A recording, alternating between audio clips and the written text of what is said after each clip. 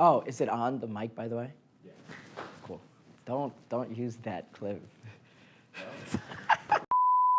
Yo, what's going on, everybody? My name is Benji, and I'm so glad you're here for another episode of Dear Young Preacher. So excited, so excited. Yo, I've shared this story before, but when I was young, I wanted to go to the NBA. I was like, these are my dreams. I was gonna hoop. I don't even know what I just did.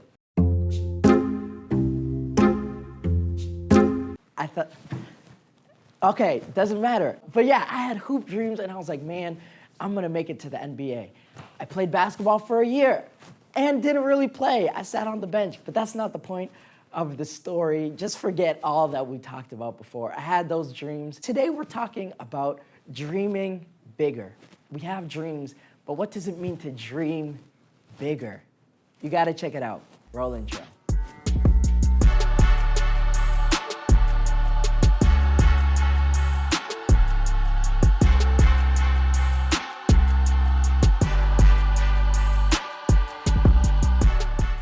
Yo, what's going on, everybody? My name is Benji, and as we said before, I'm so glad you're here for another episode of Dear Young Preacher. Dear Young Preacher is thoughts and experiences from one young preacher to another, and you get to journey alongside with me as we figure this preaching game out. I talk with my hands a lot, and I feel like I've done it a lot this episode so far, so bear with me, it's okay. Anyways, like I said, today we are talking about dreaming bigger, big dreams, but even bigger than the big dreams you may have.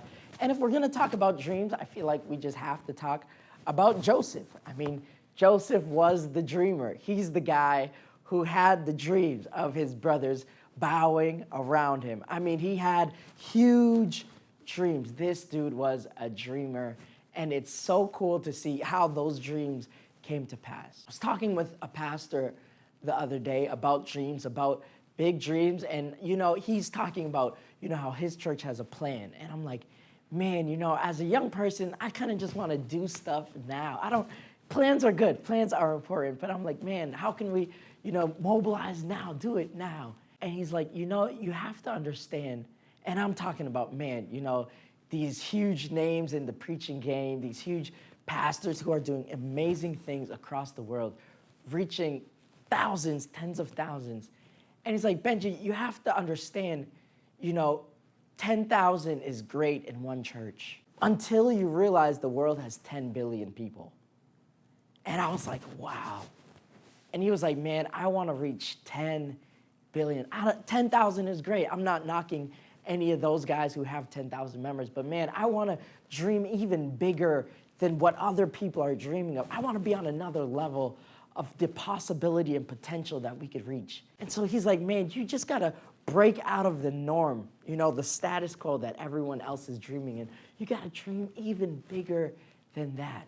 And it hit me, man, we gotta start dreaming bigger dreams. I had dreams for the NBA, but man, those dreams are small. I mean, once we begin to imagine all that God could actually do, that we have the God who created heaven and earth on our side, that means our dreams could be limitless. 10,000 member church is dope. It's awesome. Those campuses, so awesome. But what would it be like to think of 100,000? What would it be like to think of 10 billion people serving God, to actually make a huge difference? That would be revolutionary.